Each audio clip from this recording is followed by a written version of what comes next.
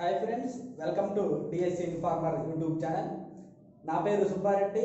ఈరోజు మనం DSC informer YouTube ఛానల్లో ట్రై మెథడ్ క్లాస్ అనేది చెప్పుకుందాం. ట్రై మెథడ్స్ అనేవి డిఎస్సి ఆర్ టెట్లో వెరీ ఇంపార్టెంట్ సబ్జెక్ట్. ఈ సబ్జెక్ట్లో ఎక్కువ మార్కులు తెచ్చుకున్నట్లయితేనే డిఎస్సి ఆర్ టెట్ని ఎక్కువగా మనం డిఎస్సిలో జాబ్ అనేది ఖచ్చితంగా తెచ్చుకోగలం. మరియు ఈ ట్రై మెథడ్స్తో పాటు తెలుగు, ఇంగ్లీష్ మెథడ్స్ కూడా మనం బాగా ప్రిపేర్ అవ్వాలి. డిఎస్సిలో ఎక్కువ మనం ప్రిఫరెన్స్ అనేది మెథడ్స్కి అనేది ఇవ్వాలి. ఎందుకంటే మనం మొత్తం మీద డిఎస్సిలో అయితే 5 మెథడ్స్ ఉంటాయి. 5 మెథడ్స్కి 25 మార్కులు అనేవి ఉంటాయి. హై మార్క్స్ అనేవి ఈ మెథడ్స్ నుంచే వస్తాయి కనుక మనం ఎక్కువగా డిఎస్సి ప్రిపేర్ అయ్యేటప్పుడు మెథడ్స్కి అనేది ప్రిఫరెన్స్ అనేది ఇవ్వాలి. మనం ఈ వీడియోలో ట్రై మెథడ్స్లో భాగంగా ట్రై మెథడ్ సిలబస్ అనేది ఒకసారి చూద్దాం. మొత్తం ట్రై మెథడ్స్లో 6 టాపిక్స్ ఉంటాయి. ఫస్ట్ టాపిక్ వచ్చేసి స్వభావం పరిధి. సెకండ్ టాపిక్ వచ్చేసి ఉద్దేశ్యాలు, లక్ష్యాలు, స్పష్టీకరణలు. అండ్ థర్డ్ టాపిక్ వచ్చేసి టిఎల్ఎం, బోధనోపకరణాలు. ఫోర్త్ టాపిక్ వచ్చేసి బోధన పద్ధతులు.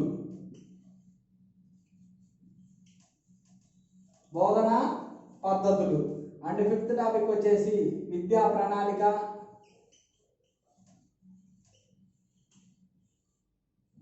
Are curriculum.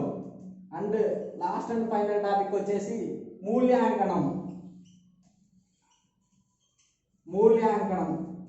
Are evaluation. ఇంగ్లీష్లో వచ్చేసి ఎవాల్యుయేషన్. టెట్లో అయితే ఖచ్చితంగా ప్రతి టాపిక్ నుంచి ఒక బిట్ అయితే ఇస్తాడు. ట్రై మెథడ్స్లో టెట్లో మ్యాథ్స్ మెథడ్స్ ఉంటుంది అండ్ ఈవీఎస్ ఉంటుంది. ఈవీఎస్లో సైన్స్, సోషల్ అనేది ఉంటుంది. సైన్స్ నుంచి 3, సోషల్ నుంచి 3, మ్యాథ్స్ నుంచి 6, మొత్తం మీద 12 బిట్లు అయితే వస్తాయి 12 మార్కులకి. అంటే ఈ విద్యా ప్రణాళిక, బోధనా పద్ధతులు, మూల్యాంకనం, టిఎల్ఎం వీటిల్లో కలిపి మొత్తం మీద ఒక 15 మార్కులకి అయితే ఖచ్చితంగా ట్రై మెథడ్స్ చదవడం వల్ల మనం టెట్లో 15 మార్కుల వరకు మనం బిట్స్ అయితే ఆశించవచ్చు. మొత్తం మీద 6 టాపిక్స్ నుంచి 6 బిట్స్ అయితే వచ్చేస్తాయి. ఒకవేళ ఎక్కువగా ప్రీవియస్ టెట్ పేపర్లని ఒకసారి మనం పరిశీలించినట్లయితే స్వభావం పరిధి నుంచి అక్కడక్కడ కొన్ని టెట్ పేపర్లలో అయితే బిట్స్ అయితే మిస్ అయ్యాయి. ఆ బిట్లు మీరు ఎక్కడ పడ్డాయని అడగచ్చు. సెకండ్ టాపిక్లో పడ్డాయి. విలువలు అండ్ స్పష్టీకరణల నుంచి మనకి 2 బిట్లు అయితే రావడం జరిగింది. మిగతా టిఎల్ఎంలో ఒకటి, బోధన పద్ధతుల్లో ఒకటి, విద్యా ప్రణాళికలో ఒకటి, మూల్యాంకనంలో ఒకటి అయితే మొత్తం మీద 6 బిట్స్ అయితే వచ్చాయి. ఈ స్వభావం పరిధిని మనం లైట్గా టచ్ చేస్తూ మిగతా 5 టాపిక్స్ని కనుక మనం ఖచ్చితంగా బాగా నేర్చుకున్నట్లయితే ఈ ట్రై మెథడ్స్లో ఫుల్ మనం స్కోర్ చేయగలం. ముందుగా మనం ఈ ట్రై మెథడ్స్లో భాగంగా 3వ టాపిక్ అయినటువంటి టిఎల్ఎం పాఠంని ఈరోజు మనం చెప్పుకుందాం. ఓకే ఫ్రెండ్స్, ఈరోజు మనం బోధనోపకరణాలు అనే టాపిక్ని తీసుకుందాం. బోధనోపకరణాలు అంటే బోధన అభ్యసన ప్రక్రియని విజయవంతం చేయడానికి ఉపయోగించే ఉపకరణాలనే బోధనోపకరణాలు అంటాం. మనం మామూలుగా టిఎల్ఎం బోధనోపకరణాలు,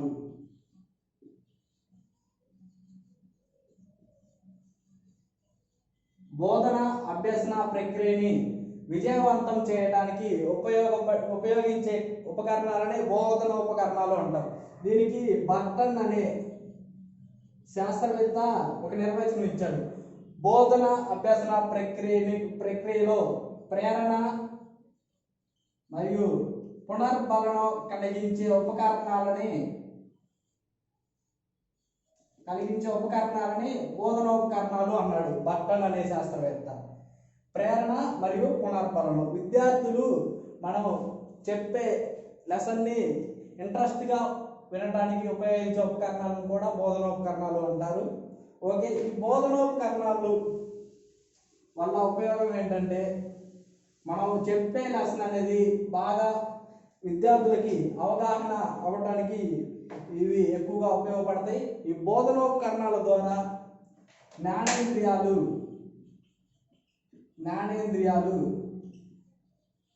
ఎంత శాతం మనకి అర్థమవుతుంది అనే దాని మీద కోబిన్ అనే శాస్త్రవేత్త ఒక ప్రయోగం చేశాడు. జ్ఞానేంద్రియాలు ఎంత శాతం అర్థం చేసుకుంటాయి బోధనోపకరణాల ద్వారా అనేది. ఓకే, ఆయన చెప్పిన విధంగా కళ్ళు ద్వారా లేదా కంటి ద్వారా మనం 83% అనేది అర్థం చేసుకుంటాం. చెవి ద్వారా 11%, ముక్కు ద్వారా 3.5%, అండ్ చర్మం ద్వారా అంటే స్పర్శ ద్వారా 1.5%, అండ్ లాస్ట్ అండ్ ఫైనల్గా రుచి లేదా నాలుక ద్వారా 1%. మొత్తం చూస్తే 100% అనేది మనం అర్థం చేసుకోగలం. కోబిన్ పరిశోధన అంటారు దీన్ని. చాలా చాలా very very very very very important. మనం ఒకసారి దీన్ని ఎలా గుర్తు పెట్టుకోగలం అనుకుంటే, కళ్ళు ఉంటాయి మనకి ఇలా 8 అనుకుంటే మన కనుబొమ్మలు ఇలా ఉంటాయి 83, చెవులు 1, ముక్కు అంటే 3, ఇంకా చర్మం అంటే 4 అంటే 1 ఉంటుంది కాబట్టి ఇంకా లాస్ట్ అండ్ ఫైనల్గా ఇలా గుర్తు అనేది మనం ఉంచుకోవచ్చు. అదే కోబిన్ పరిశోధన అనేది మీకు అర్థమైంది కదా. ఓకే ఫ్రెండ్స్, మనం బోధనాభ్యసన ప్రక్రియలో మొట్టమొదటిగా ఉపయోగించే బోధనోపకరణం ఏమిటి? బోధన అభ్యసన ప్రక్రియలో మొట్టమొదటిగా ఉపయోగించే బోధనోపకరణం పాఠ్య పుస్తకం.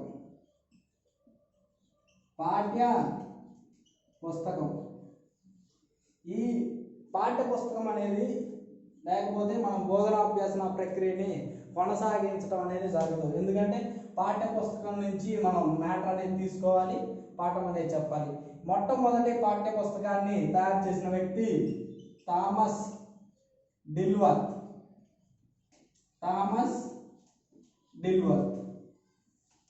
ఈయన తయారు చేసిన మొట్టమొదటి పాఠ్య పుస్తకం పేరు ద స్కూల్ మాస్టర్స్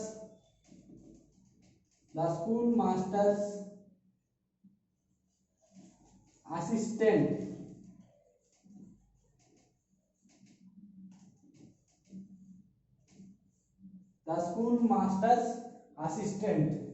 మొట్టమొదటి పాఠ్య పుస్తకాన్ని తయారు చేసింది ఎవరు? థామస్ డిల్వర్త్. ఈయన తయారు చేసిన మొట్టమొదటి పాఠ్య పుస్తకం పేరు the school masters assistant. And చిన్నపిల్లల కోసం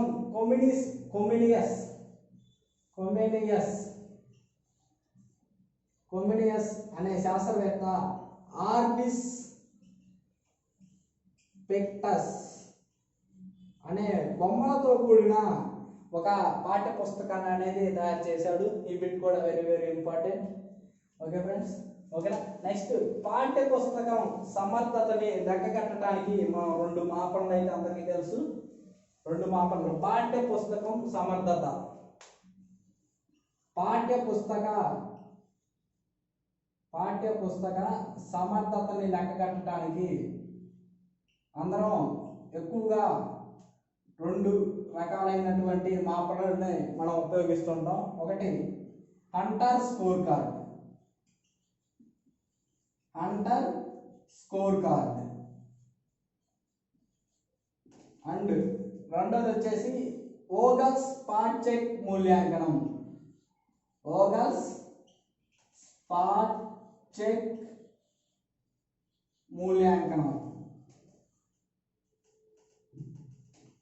పాఠ్య పుస్తకం ఎంత ఎఫెక్టివ్గా ఉంటుంది అనేది తెలుసుకోవడానికి ఈ 2 నిర్ధారణ మాపనలు ఉపయోగించేసి మనం తెలుసుకోవచ్చు. ముందుగా మనం హంటర్ స్కోర్ కార్డ్ గురించి తెలుసుకుందాం. హంటర్ స్కోర్ కార్డులో 7 అంశాలు 1000 పాయింట్లు ఉంటాయి. 7 అంశాలు 1000 పాయింట్లు ఉంటాయి. 7 అంశాలు. ఫస్ట్ అంశం వచ్చేసి పాఠ్య పుస్తకం ఉపయోగపడే విధం. పాఠ్య పుస్తకం ఉపయోగపడే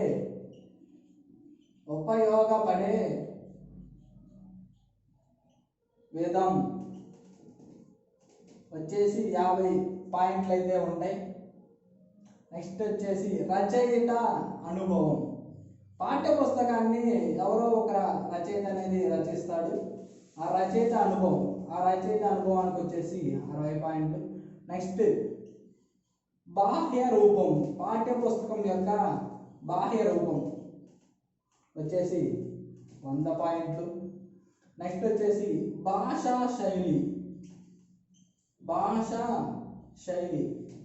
శైలి అంటే పాఠ్య పుస్తకంలో ఉండే పదాలు ఎంత కాఠిన్యత ఉన్నాయి, అవి తరగతి గదిలోని అందరూ పిల్లవాళ్ళకి అర్థమయ్యే విధంగా ఉన్నాయా, లేకపోతే కొంతమందికి మాత్రమే అర్థమవుతుందా పాఠ్య పుస్తకం చదివితే అనేది ఉంటుంది. నెక్స్ట్ అభ్యాసాలు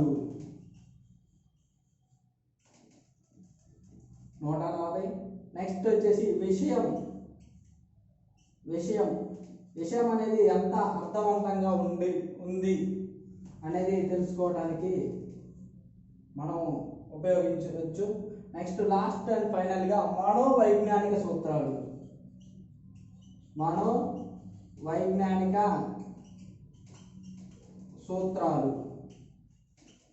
మనోవైజ్ఞానిక సూత్రాలకి అనుగుణంగా ఉంటే పాఠ్య పుస్తకానికి 300 పాయింట్లు అనేవి ఇవ్వడం జరుగుతుంది. మొత్తం వచ్చేసి 1000 పాయింట్లు.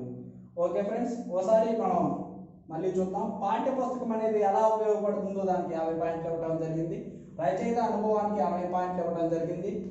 బాహ్య రూపం, పాఠ్య పుస్తకం యొక్క అట్టనే బాహ్య రూపం అంటే అట్ట ఎంత ఎఫెక్టివ్గా ఉంది అనే దానికి ఒక 100 పాయింట్లు ఇవ్వడం అయితే జరిగింది. మరియు భాషా శైలి మనం చెప్పుకున్న పాఠ్య పుస్తకం అనేది తరగతి గదిలో ఉన్నటువంటి అందరి విద్యార్థులకి ఖచ్చితంగా ఎఫెక్టివ్గా ఉండాలి. భాష అనేది అందరూ చదవగలిగే విధంగా ఉండాలి, దానికి 100 పాయింట్లు ఇవ్వడం జరిగింది. అభ్యాసాలు తరగతి గదిలో ఉన్నటువంటి అందరూ విద్యార్థులని మెరిట్ ఆర్ పూర్ని దృష్టిలో ఉంచుకునే అభ్యాసాలు అయితే ఇవ్వాలి, వాటికి 140 పాయింట్లు ఇవ్వడం జరిగింది. అంటే విషయం ఎంత బ్రీఫ్గా ఎక్స్ప్లెయిన్ చేశారు ఒక విషయాన్ని అనే దానికి 250 పాయింట్లు అయితే ఇవ్వడం జరిగింది. నెక్స్ట్ మనోవైజ్ఞానిక సూత్రాలకి 300 పాయింట్లు. ఒకసారి వీటిని ఎలా గుర్తుపెట్టుకోగలం?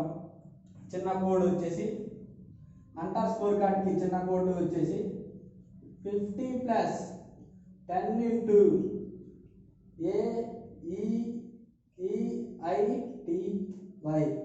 ఈ ఏఈని మనం ఇంగ్లీష్ ఆల్ఫాబెట్స్లోని ఓవెల్స్ నుంచి తీసుకున్నాను. AEIOU ఈ మూడింటిని తీసుకున్నట్లయితే A 2 Eలు ITY. మనం ఒకసారి ఏఈ అంటే మనం మామూలుగా అనుకుంటుంటాం అసిస్టెంట్ ఇంజనీర్కి 80,000 జీతం అనుకుందాం. 80 అంటే EIGHTY. ఇక్కడ GH తీసేసినట్టయితే EITY వస్తుంది. ఇంగ్లీష్ ఆల్ఫాబెట్స్లో A1 E5 5 I9 T20 Y25. మనం ఇక్కడ పాఠ్య పుస్తకం ఉపయోగపడే విధానం 50ని గుర్తుంచుకున్నట్లయితే 10 × 1 అంటే 10. నెక్స్ట్ వచ్చేసింది రచయిత అనుభవం 60. నెక్స్ట్ 10 × 5 అంటే 50. 50 కలిపితే 100 బాహ్య రూపం వచ్చేసింది. నెక్స్ట్ మళ్ళీ 10 × 5 అంటే 50. 50 కలిపితే 100 మళ్ళీ భాషా శైలికి వచ్చేసింది. ఇక్కడ 10 × 9 అంటే 90. 90 + 50 మొత్తం కలిపితే 140 అభ్యాసాలకు వచ్చేసింది. ఇక్కడ టీ ఆల్ఫాబెట్స్లో టీ యొక్క నెంబర్ 20.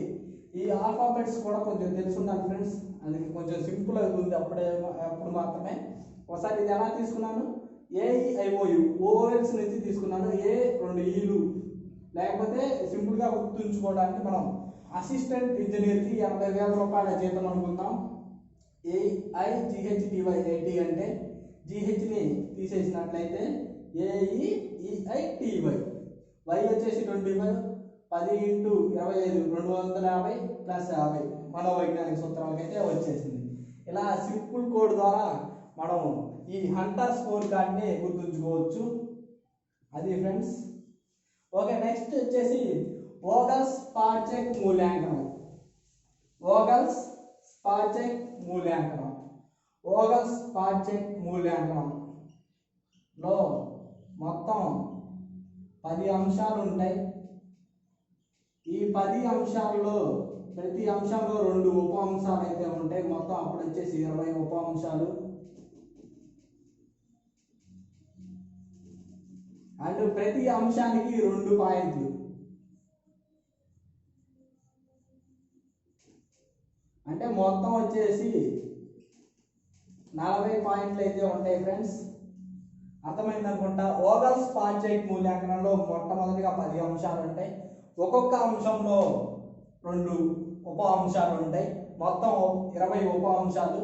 ఒక్కొక్క అంశానికి 2 పాయింట్లు. మొత్తం పాయింట్లు వచ్చేసి 40.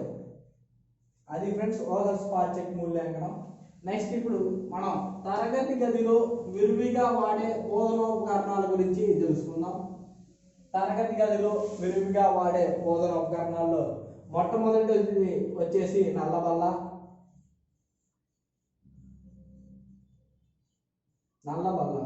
నల్లబల్ల అంటే పూర్వకాలం నుంచి మనం బ్లాక్ బోర్డ్ అనేది యూజ్ చేస్తున్నాం కాబట్టి నల్లబల్ల అని రాయడం జరిగింది. ఎక్కువగా ప్రతి తరగతి గదిలో ఉండే బోధనోపకరణం, మొట్టమొదటి బోధనోపకరణం వచ్చేసి నల్లబల్ల. ఈ నల్లబల్లని ఉపయోగించి మనం పాఠాలు చెప్పవచ్చు. నెక్స్ట్ వచ్చేసి నల్లబల్ల అనేది ఇక్కడ చిన్న ఇంపార్టెంట్ పాయింట్ ఉంది. గణిత శాస్త్ర ఉపాధ్యాయుడికి తలలో నాలుక వంటిది. తలలో నాలుక వంటిది ఏమిటని బిట్ అడగొచ్చు. నల్లబల్ల దానికి ఆన్సర్. ఓకే ఫ్రెండ్స్, నెక్స్ట్ వచ్చేసి జియో బోర్డు. జియో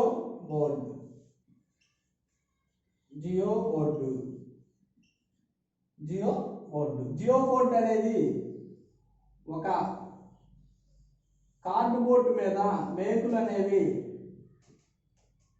సమాన దూరాలలో బిగించబడి ఉంటాయి. ఇలా ఉంటాయి ఫ్రెండ్స్. ఈ జియో బోర్డుని ఉపయోగించి జ్యామితీయ ఆకారాలుని మనం విద్యార్థులకి పరిచయం చేయొచ్చు. జ్యామితీయ ఆకారాల యొక్క ధర్మాలను కూడా మనం చెప్పొచ్చు. ఎలా అంటే త్రిభుజం 3 భుజాలు కలిగి ఉన్నదాన్ని త్రిభుజం అంటారు. త్రిభుజంలో 3 కోణాలు ఉంటాయి. ఖచ్చితంగా 3 భుజాలు ఉంటేనే ఒక త్రిభుజాన్ని మనం ఏర్పరచవచ్చు. మరియు చతురస్రం అన్ని వైపులా సమాన పొడవు గల దాన్ని చతురస్రం అంటారు. చతురస్రంలో 4 భుజాలు ఉంటాయి. 4 భుజాలు కూడా సమానమైనటువంటి పొడవును కలిగి ఉంటాయి. చతురస్రంలో 4 కోణాలు ఉంటాయి. ప్రతి కోణం అనేది కూడా సమానం. ఇలా మనం జ్యామితీయ ఆకారాల గురించి విద్యార్థులకి పరిచయం చేయవచ్చు. నెక్స్ట్ వచ్చేసి పెగ్ బోర్డ్ కూడా దగ్గర జియో బోర్డులోనే ఉంటుంది. కాకపోతే కార్డ్ బోర్డుకి కొన్ని హోల్స్ అనేవి ఉంటాయి ఇలా సమాన దూరాల్లో. పెగ్ బోర్డు ద్వారా మనం విద్యార్థులకి సంకలనం మరియు వ్యవకలనాన్ని పరిచయం చేయవచ్చు.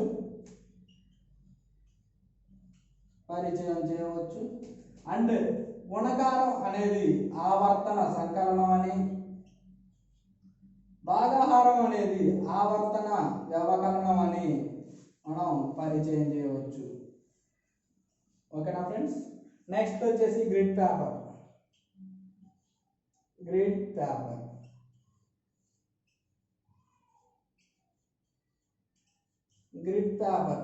పేపర్ను ఉపయోగించి, గ్రిడ్ పేపర్ అంటే మీకు తెలుసు,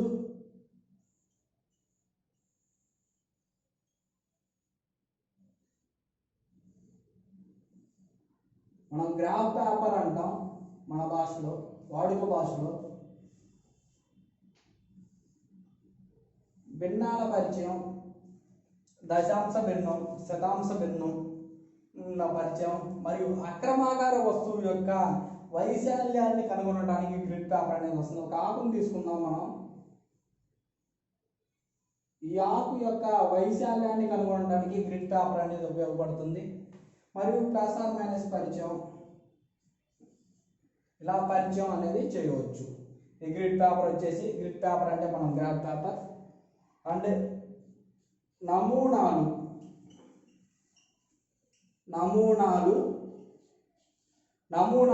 నిజ వస్తువుని మనం తీసుకురాలేని, తరగతి గదికి తీసుకురాలేని సమయంలో వాడేటువంటి వాటిని నమూనాలు అంటాం. నమూనాలు ఇప్పుడు మనం ఉన్నాం, ఒక గేదెని తరగతి గదికి తీసుకొని రావాలి. అప్పుడు ఒక గేదె బొమ్మ అనేది మనం విద్యార్థులకి చూపించడం అనేది జరుగుతుంది. లేకపోతే ఒక విమానాన్ని తీసుకొని రావాలండి, ఎక్కడి నుంచి తెస్తాం విమానాన్ని? విమానం బొమ్మ అనేది మనం విద్యార్థులకి చూపిస్తాం. విమానం బొమ్మ అనేది ఇలా ఉంటుంది, విమానానికి 2 రెక్కలు ఉంటాయి, వెనక ఒక రెక్క ఉంటుందని. అలా మనం విద్యార్థులకి నమూనాల ద్వారా మనం బోధిస్తాం. అండ్ నెక్స్ట్ వచ్చేసి బులెటిన్ బోర్డ్.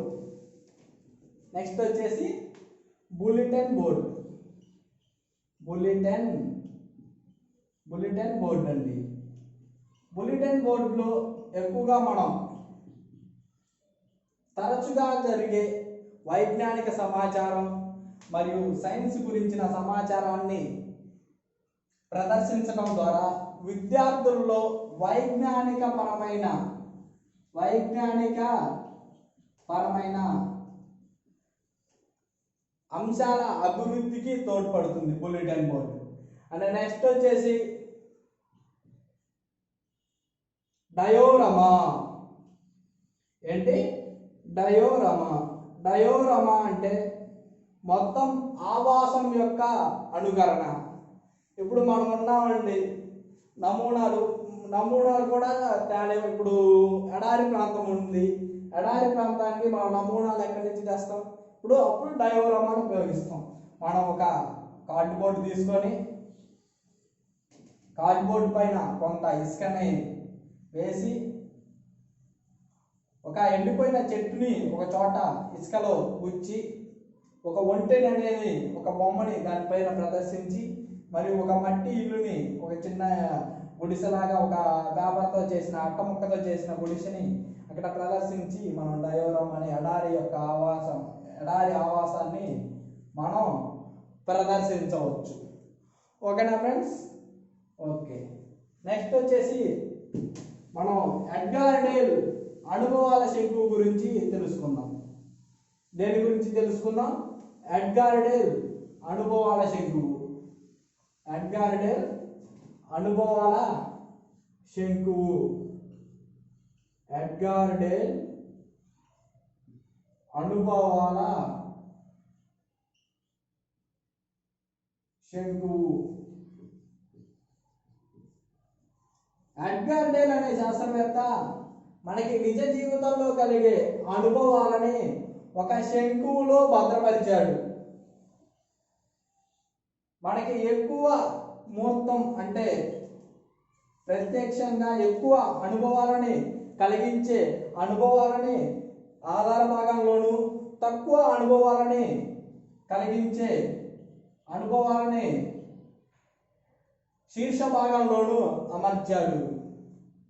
పరోక్షం ఇది ప్రత్యక్షం.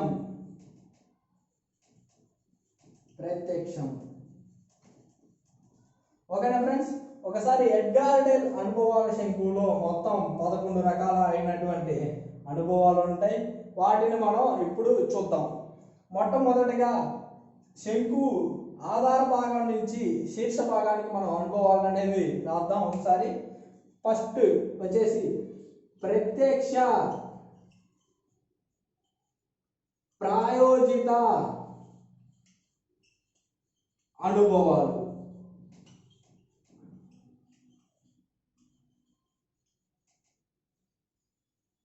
నెక్స్ట్ కల్పిత అనుభవాలు.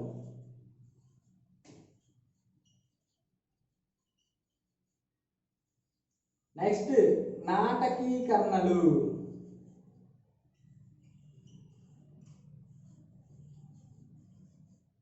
నెక్స్ట్ ప్రదర్శనలు.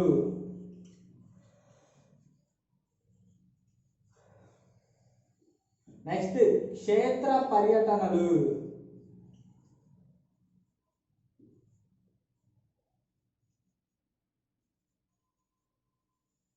నెక్స్ట్ ప్రదర్శితాలు లేదా ఎగ్జిబిట్స్ అండి. ఈ రెండిట్లో ఏదైనా అడగచ్చు. నెక్స్ట్ వచ్చేసి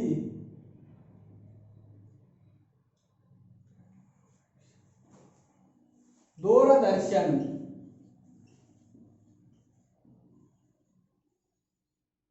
నెక్స్ట్ సినిమా, రేడియో, నెక్స్ట్ దృశ్య సాంకేతికాలు,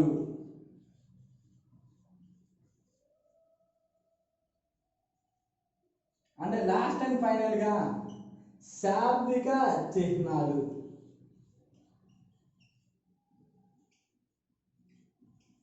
శాబ్దిక చిహ్నాలు.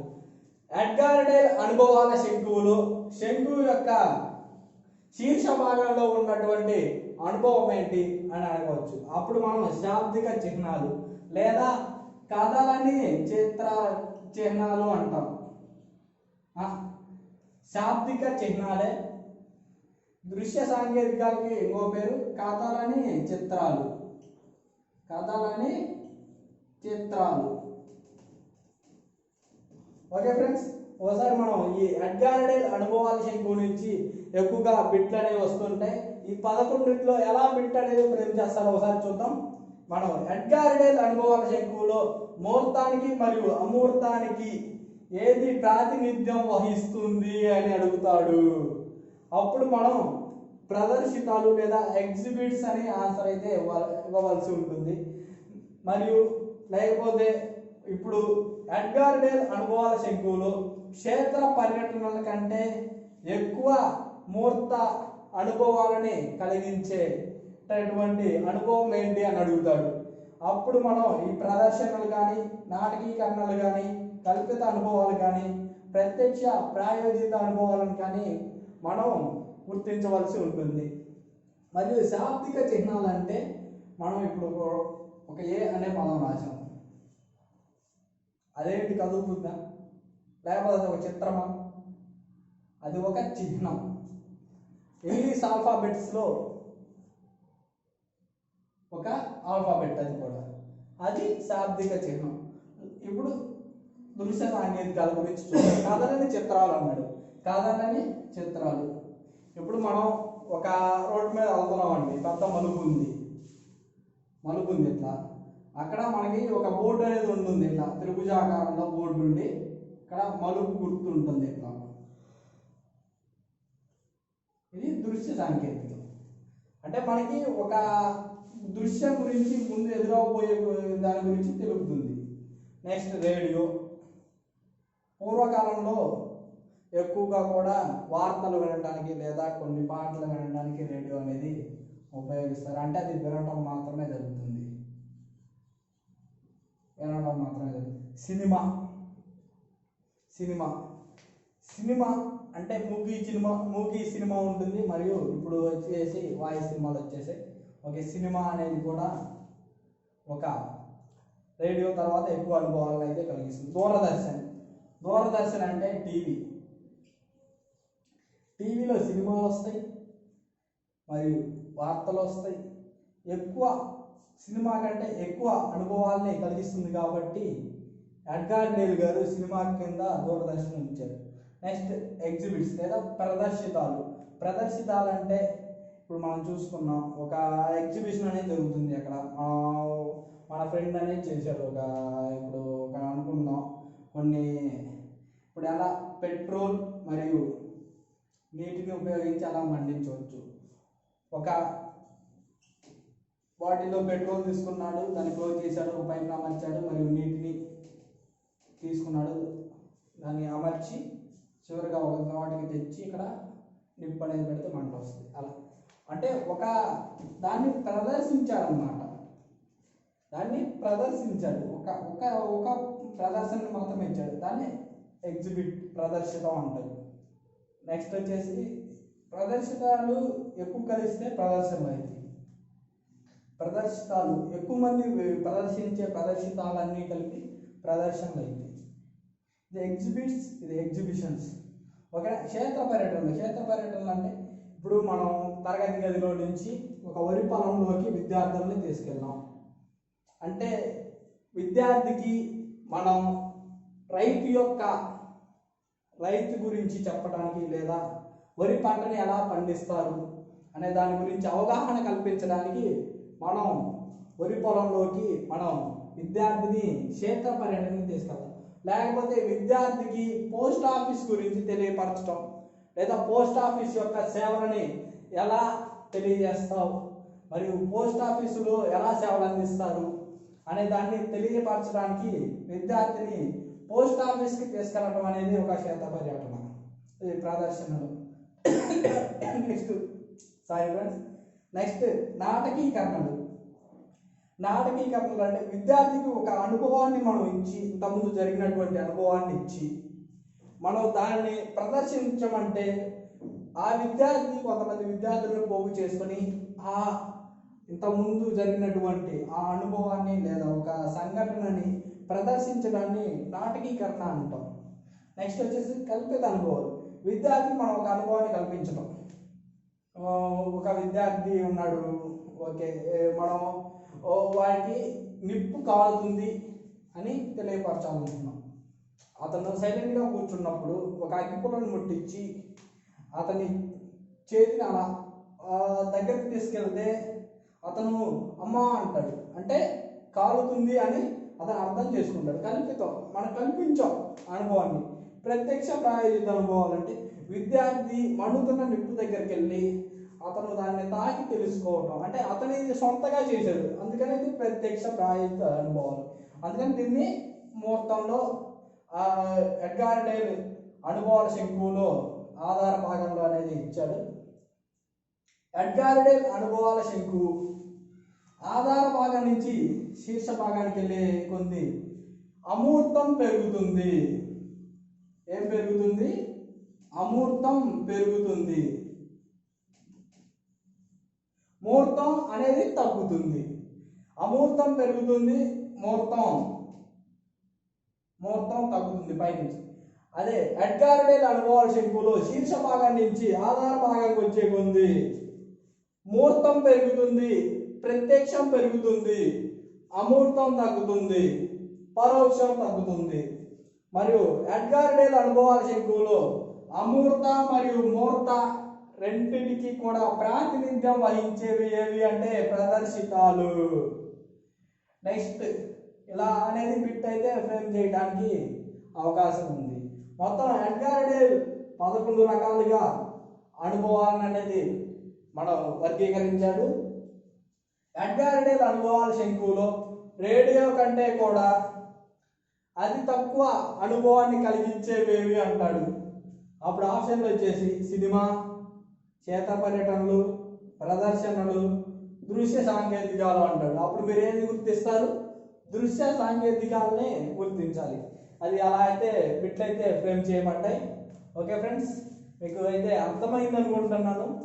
ఓకే, ఎడ్గార్ డేల్ అనుభవాల శంకువుని గుర్తుంచుకోవడానికి ఒక చిన్న కోడ్ అయితే నేను ఇక్కడ మీకు చెప్పదలుచుకున్నాను. ఓకే, కోడ్ ఎడ్గార్ డేల్ అనుభవాల శంకువుని గుర్తుంచుకోవడానికి చిన్న కోడ్.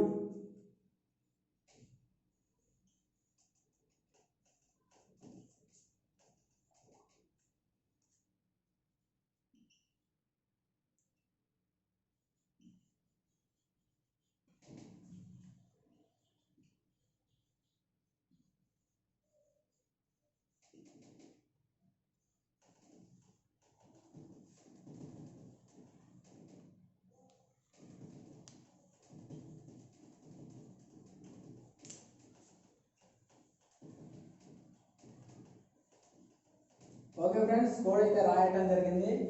ఎస్డి కార్డ్ అంటే మనకి తెలుసు, అందరికీ తెలుసు, మెమరీ కార్డ్ని ఎస్డి కార్డ్ అని కూడా అంటారు. సిడిలో పీకేస్ ప్రదర్శనలు, నాటకీకరణలు కల్పితంగా ప్రత్యక్షంగా చూడవచ్చు. ఈ కోడ్ అయితే ఎడ్గార్ డేల్ అనుభవాల్సిన గోలు శీర్ష భాగం నుంచి ఆధార భాగానికి నేను కోడ్ అయితే పెట్టడం జరిగింది. శీర్ష భాగం నుంచి ఆధార భాగానికి కోడ్ అయితే పెట్టడం జరిగింది. ఒకసారి చూద్దాం. శాబ్దిక చిహ్నాలు ఎస్ అంటే, డి అంటే దృశ్య సాంకేతికాలు, కార్డు లేదు, ఆర్ అంటే రేడియో, సి అంటే సినిమా, డి అంటే దూరదర్శన్, పి అంటే సారీ ఫ్రెండ్స్, ఇక్కడ పి అంటే ప్రదర్శితాలు, కేఎస్ అంటే క్షేత్ర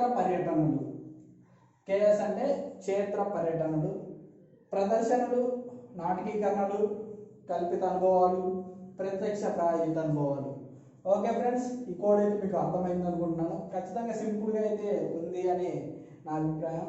okay friends, next Edgar Dale అనే శాస్త్రవేత్త బోధనోపకరణాలని మరొక 6 రకాలుగా అయితే విభజించాడు. ఎడ్గార్ డేల్ అనే శాస్త్రవేత్త బోధనోపకరణాలని 6 రకాలుగా విభజించాడు. దానికి ముందుగా కోడ్ చెప్పుకుందాం. కోడ్ వచ్చేసి కృపా, గాయత్రి దృశ్య ప్రదర్శనకి వెళ్ళారు. ఓకే, కృత్య పరికర కృత్యాలు మొట్టమొదటిది. నెక్స్ట్ వచ్చేసి ప్రదర్శన ఉపకరణాలు,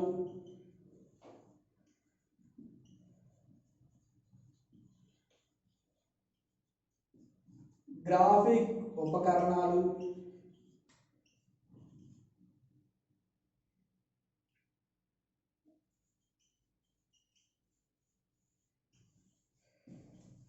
నెక్స్ట్ త్రిమితీయ ఉపకరణాలు, నెక్స్ట్ వచ్చేసి దృశ్య శ్రవణ ఉపకరణాలు, నెక్స్ట్ ప్రదర్శన ఉపకరణాలు. సారీ ఫ్రెండ్స్, ఇక్కడ చిన్న మిస్టేక్ అయితే జరిగింది.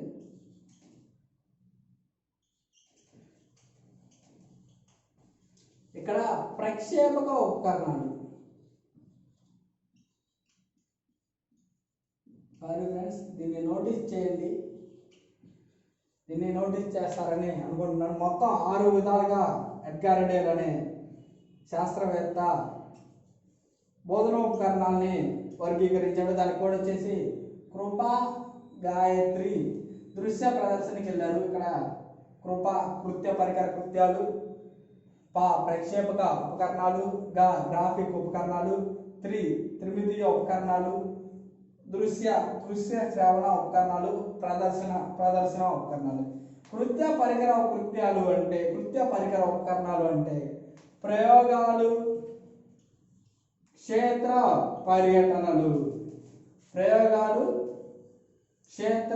పర్యటనలు. ప్రక్షేపక ఉపకరణాలు అంటే ఫిల్మ్ స్ట్రిప్పులు,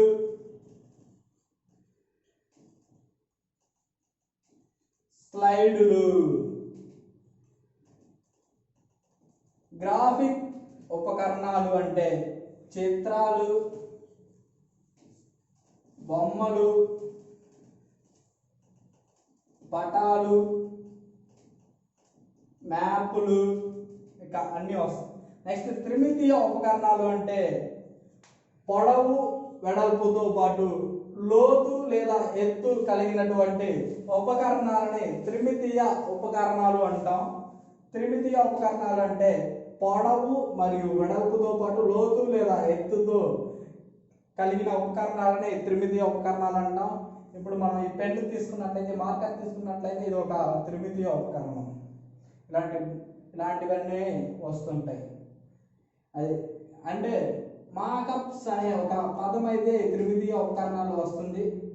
మాకప్స్ అంటే ఎలా ఉన్నా కానీ కీ ఇస్తే నడిచే బొమ్మలు. ఒక మనం పిల్లవాడు ఆడుకుంటుంటాడు, ఒక బస్ తీసుకుందాం, ఎలా ఉంటుంది బస్ అయితే, బస్కి వెనకాల కీ అంటుంది, అంటే ఒక తాడు ఉంటుంది, దాని అయితే అది వెళ్తూ ఉంటుంది.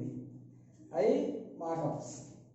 అండ్ కొన్ని ఉపయోగించే త్రిమితి ఉపకరణాలు. ఇంకేదైనా క్యూబ్ ఉంది, దానికి పొడవు వెడల్పుతో పాటు ఎత్తు కూడా కలిగి ఉంటుంది, అలాంటివన్నీ త్రిమితి ఉపకరణం.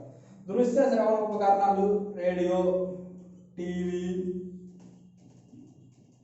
దూరదర్శన్, సినిమాలు, ఇలా అన్ని. ప్రదర్శన ఉపకరణాలు నల్లబల్ల, బులెటిన్ బోర్డు, ఇలా అన్నీ వస్తాయి. బులెటిన్ బోర్డు, అన్ని రకాల బల్లలు అనేవి ప్రదర్శన ఉపకరణాల కిందకి వస్తాయి. ఇది అర్థమైంది అనుకుంటా ఫ్రెండ్స్. ఎడ్గార్ డేల్ అనే శాస్త్రవేత్త మొత్తం బోధనోపకరణాలని 6 రకాలుగా విభజించాడు. అవి 6 వచ్చేసి కృత్య పరికర కృత్యాలు, ప్రక్షేపక ఉపకరణాలు, నెక్స్ట్ గ్రాఫిక్ ఉపకరణాలు, త్రిమితీయ ఉపకరణాలు, దృశ్య శ్రవణ ఉపకరణాలు, ప్రదర్శన ఉపకరణాలు. ఓకే ఫ్రెండ్స్, దృశ్య శ్రవణ పద్ధతుల గ్రంథ రచయిత ఎవరు? దృశ్య శ్రవణ పద్ధతుల గ్రంథ రచయిత ఎడ్గార్ డేల్. ఎడ్గార్ డేల్ దృశ్య శ్రవణ పద్ధతుల గ్రంథ రచయిత ఎడ్గార్ డేల్. ఎవరు? Edgar Dale. ఓకే ఫ్రెండ్స్, ఇంకా ఎడ్గార్ డేల్ క్లోజ్ అయిపోయాడు. నెక్స్ట్ వచ్చేసి ఇప్పుడు మనం 1986లో ప్రవేశపెట్టబడిన ఓబీబీ ఆపరేషన్ బ్లాక్ బోర్డ్ గురించి ఒక చిన్న బ్రీఫ్ ఇంట్రడక్షన్ ఇచ్చుకుందాం. ఓబీబీ కార్యక్రమం అనేది 1986లో జాతీయ విద్యా ప్రణాళిక చట్టంతో పాటు అమలు చేయబడింది. ఓబీబీ ప్రకారం ఏకోపాధ్యాయ పాఠశాలలో 2వ నూతన ఉపాధ్యాయుడి నియామకం మరియు ఒకే తరగతి గదిన ఉన్న పాఠశాలలో 2వ తరగతి గది నియామకం కట్టడం, 2వ తరగతి గదిని నిర్మించడం మరియు బోధనోపకరణాలు లేదా బోధనాభ్యాసన సామాగ్రి పంపిణీ. ఈ బోధన అభ్యసన సామాగ్రిలో గణిత శాస్త్ర బోధనా వేదిక గురించి ఇప్పుడు మనం తెలుసుకుందాం. గణిత శాస్త్ర బోధనా వేదిక. బోధనా వేదిక మొత్తం 7 వస్తువులు ఉంటాయి గణిత శాస్త్ర బోధనా వేదికలో. మొట్టమొదటిగా గణిత శాస్త్ర బోధనా వేదికలో డామినో కార్డులు, పూసల చట్రం,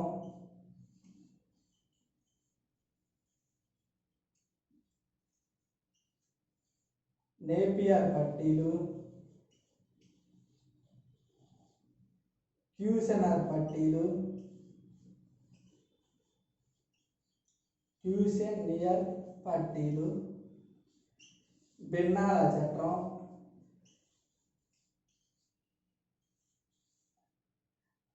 అండ్ ఘనాకార కడ్డీలు, ఘనాకార కడ్డీలు, అండ్ లాస్ట్ అండ్ ఫైనల్ గా జామితీయ గణాకారాలు. జామితీయ గణాకార కడ్డీలు 100, డామినోలు 55 అనేవి ఉంటాయి. ఈ డామినో కార్డును ఉపయోగించి విద్యార్థికి మనం సున్నాని పరిచయం చేయవచ్చు, సంకలనాన్ని వ్యవకలనాన్ని పరిచయం చేయవచ్చు, మరియు డామినో కార్డుల్ని మనం దీర్ఘ చతురస్రానికి ఉదాహరణగా చూపించవచ్చు. మరియు దీర్ఘ చతురస్రం యొక్క చుట్టుకొలత, దీర్ఘ చతురస్రం యొక్క వైశాల్యం అండ్ పెద్ద పెద్ద దీర్ఘ చతురస్రాలని ఏర్పరచడం అనేది డామినో కార్డును ఉపయోగించి చేయవచ్చు. పెద్ద పెద్ద సంఖ్యలని కూడా డామినో కార్డుని ఉపయోగించి మనం రాయవచ్చు. అండ్ పూసల చట్రం. పూసల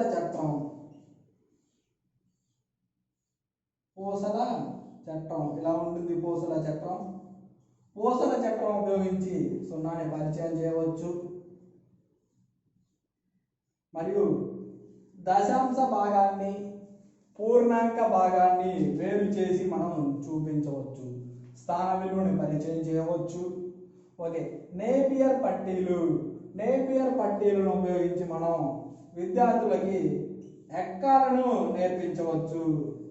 విద్యార్థులకి ఎక్కాలను నేర్పించవచ్చు మరియు గుణకారాలను కూడా నేర్పించవచ్చు. నేపియర్ పట్టీలు, క్యూసెనియర్ పట్టీలు 1 నుంచి 9 వరకు ఉన్న అంకెల యొక్క సంకలన మరియు వ్యవకలనాలని సులభంగా క్యూసెనియర్ పట్టీలను ఉపయోగించి మనం విద్యార్థులకి నేర్పించవచ్చు.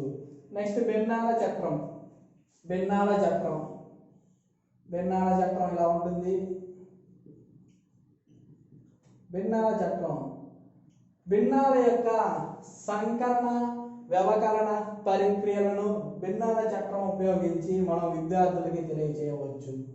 భిన్నంలో హారం పెరిగినట్లయితే భిన్నం యొక్క విలువ తగ్గుతుందని, హారం తగ్గినట్లయితే అంటే లవం పెరిగినట్లయితే భిన్నం యొక్క విలువ పెరుగుతుందని మనం భిన్నాల చక్రం ద్వారా విద్యార్థికి తెలియజేయవచ్చు. గణాకార కడ్డీలు మొత్తం 100 ఉంటాయి. గణాకార కడ్డీలను ఉపయోగించి విద్యార్థికి సున్నాని పరిచయం చేయవచ్చు, సంకలనాన్ని వ్యవకలనాన్ని పరిచయం చేయవచ్చు మరియు ఆరోహణ అవరోహణ క్రమాన్ని మనం విద్యార్థులకి పరిచయం చేయవచ్చు. ఇక్కడ నేను చెప్పే పాయింట్లు జాగ్రత్తగా వినాలి ఫ్రెండ్స్. ఆరోహణ మరియు అవరోహణ క్రమాన్ని విద్యార్థులకి పరిచయం చేయవచ్చు గణాకార కడ్డీలను ఉపయోగించి. అంటే త్రిభుజం, విషమబాహు త్రిభుజం అండ్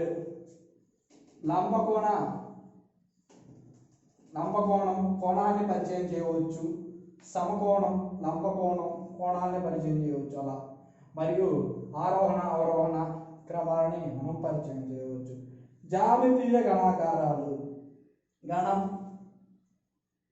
దీర్ఘగణం, గోళం, శంకువు, స్తూపం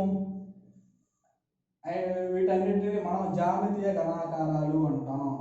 ఈ జామితీయ గణాకారాలను ఉపయోగించి విద్యార్థికి వస్తువుని చూపించి మరియు ఆ గణాకారాలకు ఉండే అంచులు, మూలలు మరియు వాటి వైశాల్యం యొక్క భావనని ఎలా కనుక్కోవాలో విద్యార్థులకి తెలియజేయవచ్చు. గణిత శాస్త్ర బోధనా పేటిక ఓబీబీ ఆపరేషన్ బ్లాక్ బోర్డు ద్వారా గణిత శాస్త్ర బోధనా పేటిక అనేది పాఠశాలలో ప్రవేశపెట్టబడింది. గణిత శాస్త్ర బోధనా పేటికలో ఎన్ని వస్తువులు ఉంటాయంటే 7 ఉంటాయి. గణిత శాస్త్ర బోధనా పేటికలో 7 ఉంటాయి. Okay friends, next last and చివరిగా చిన్న టాపిక్ చెప్పుకుందాం. Primary science kit and integrated science kit. 1 నుంచి 5వ తరగతి వరకు 6, 7 తరగతులకి ప్రైమరీ సైన్స్ కిట్ అనేది ఈ రెంటిని కూడా ఎన్సీఆర్టీ తయారు చేస్తుంది. రెండింటి తయారీ వచ్చేసి ఎన్సీఆర్టీ. దీంట్లో ఉండే వస్తువుల సంఖ్య 76, దీంట్లో ఉండే వస్తువుల సంఖ్య 107. ఎలా గుర్తుంచుకోవాలో ఒక చిన్న కన్ఫర్మేషన్. అందరికీ తెలుసు, ముస్లిమ్స్ 786 అని రాస్తారు, మధ్యలో 8 తీసేస్తే 76. మనందరికీ తెలుసు 108 వాహనం, 108 కూడా తగ్గిస్తే 107. సింపుల్గా గుర్తుపెట్టుకోవచ్చు. ఇక్కడ ఉండేవి మొత్తం ప్రయోగాలకు ఉపయోగపడే వస్తువులను ప్రయోగాలకు ఉపయోగపడే వస్తువులు, తక్కువ ధర కలిగిన వస్తువులు అనేవి ఉంటాయి. నెక్స్ట్ రసాయనాలు అండ్ చేతి పనిముట్లు అనేవి ఉంటాయి అన్నమాట. దీంట్లో వచ్చేసి పరికరాలు,